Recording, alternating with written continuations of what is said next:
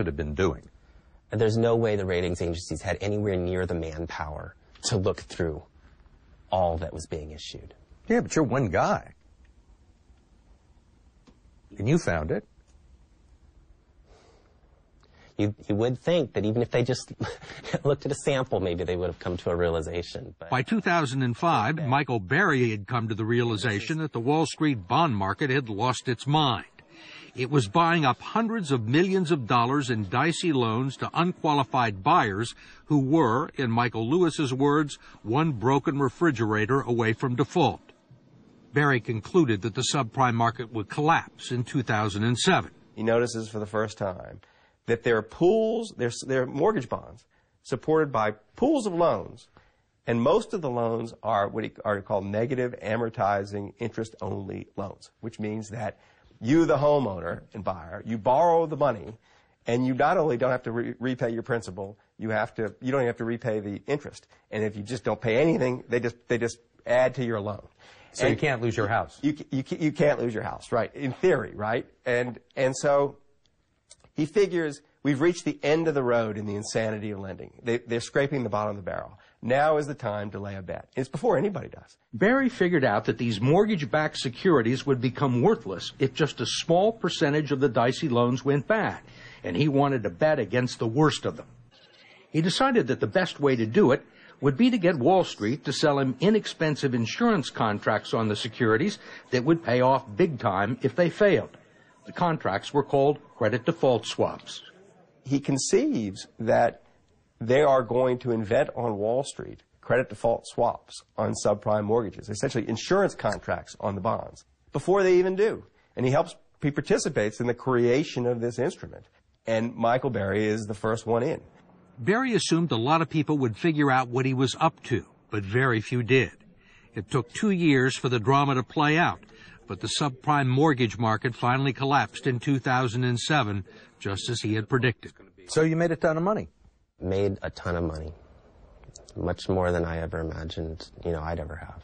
We made $725 million, I think, on the funds in 2007. Michael Berry's advantage was he wasn't part of the collective.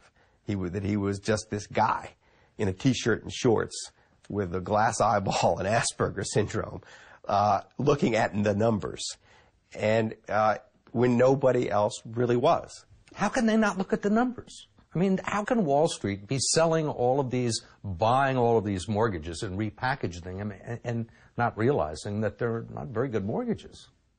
Wall Street is able to dilute itself because it's paid to dilute itself. That's one of the lessons of this story is that people see what they're incentivized to see. If you pay someone not to see the truth, they will not see the truth. And Wall Street organized itself so people were paid to see something other than the truth. And that's one of the central messages of the story. You have to be very careful with how you incentivize people, because they will respond to the incentives. And all of the incentives in Wall Street's largely unregulated bond market were geared toward keeping the subprime money machine humming.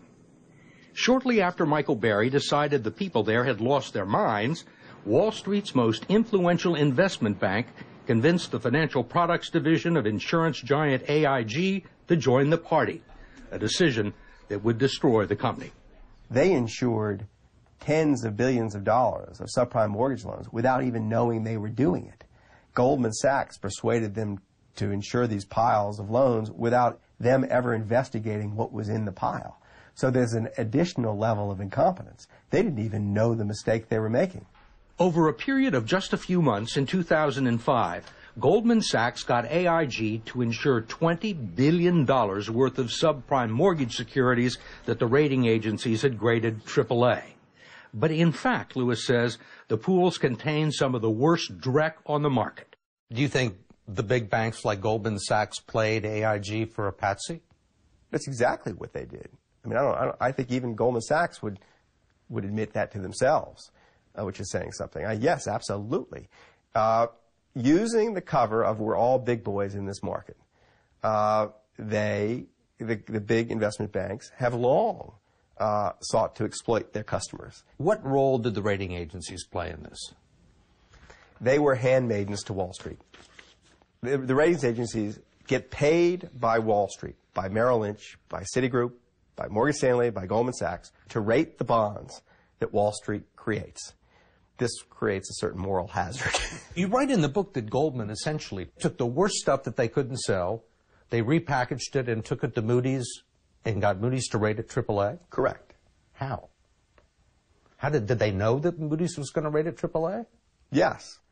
They had helped design the models, I'm sure, that Moody's used to rate the bonds. And I've spoken with people at Morgan Stanley and Goldman Sachs who said we helped the ratings agencies understand these things. They were the educators. Yeah, they were the educators. Lewis calls the Goldman Sachs AIG deal one of the original sins of the looming financial crisis. Other Wall Street firms were so jealous of the Goldman deal, they got AIG to insure another $30 billion of what turned out to be worthless securities.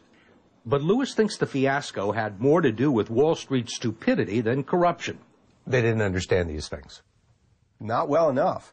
I mean, there's a wonderful little vignette in The Big Short about the leading bond trader, subprime mortgage bond trader at Morgan Stanley, a fellow named Howie Hubler, who manages to lose somewhere between, it's hard to know, but $7 and $12 billion in a matter of 6 or 8 months, more than any single trader has ever lost in the history of Wall Street, and no one knows his name. According to Lewis, at the end of 2006 and the beginning of 2007, when the commercial bank J.P. Morgan became the first to recognize the danger and fled the subprime market, Hubler was gobbling up $16 billion worth of subprime mortgage bonds that would be worthless in 9 months. He did not understand the forces at work in his own market, and he is supposed to be the smart guy. I mean, what were the dumb guys doing? So I think that it's really clear that that the firms themselves did not understand the machine they created. What happened to Howie Hubler? He's allowed to resign from Morgan Stanley, and he takes with him millions of dollars in back pay, tens of millions of dollars in back pay. That it was all hushed up, basically.